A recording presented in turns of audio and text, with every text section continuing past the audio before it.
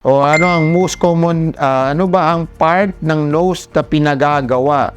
Nasal bridge augmentation means tatangusan yung bridge.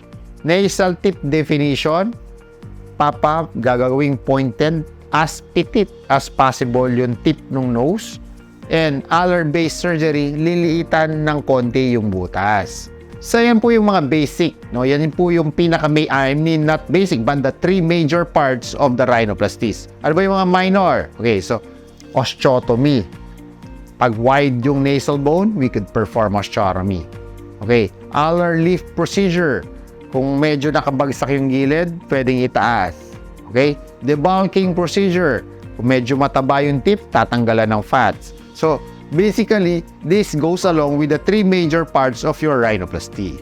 Kung kailangan gawin lahat yon, it depends on the nose condition of the patient. If the patient already has a good nasal bridge, no, sometimes just a tip definition is adequate enough to give her aesthetic desire. Okay?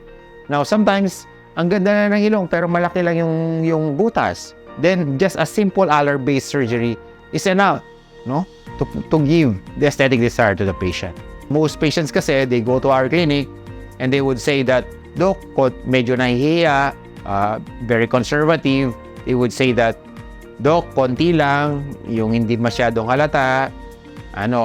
Okay, so what I found out is that, Doc, konti lang, hindi masyadong halata, but in their mind, in their self, in their heart, they want really a good nose. And then they show me a picture, and then I understand what's in their mind.